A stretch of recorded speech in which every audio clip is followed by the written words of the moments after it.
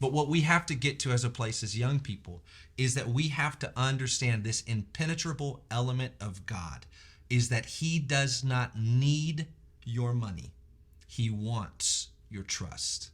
It's not about all of the wealth that he's after. God's not building a kingdom. God doesn't need your $100, $200, $500. God doesn't need any of that.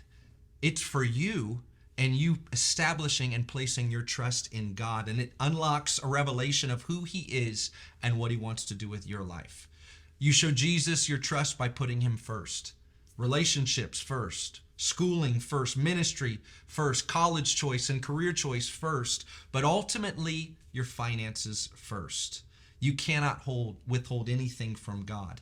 Every dollar that comes across your palm, you must recognize that this is a gift from God who daily loads me with benefits, and I must be very, very mindful of how I spend that money. I'm not just talking about tithes. I encourage you to talk to your pastor and youth pastor about tithing. That's a return back. That's not a gift to God. I don't believe and teach that you're being generous with God if you're just returning tithes.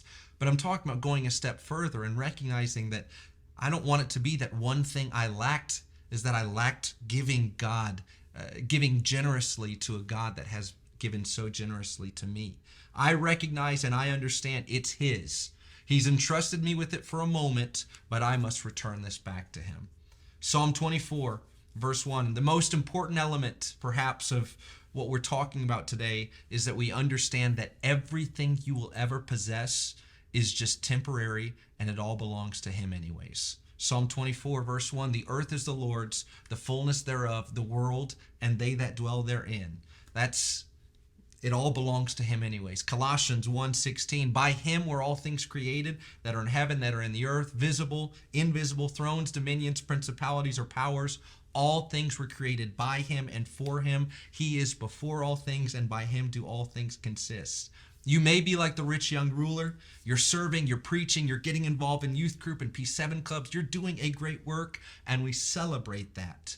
But I encourage you to take it one step further and allow God to have complete control of everything. Don't hear the voice of the Lord when he says to you, you were close, but you lacked one thing. You couldn't trust me with your money. No, we recognize that God has been a generous God to us, so our response as young people must be that we will be generous back to him.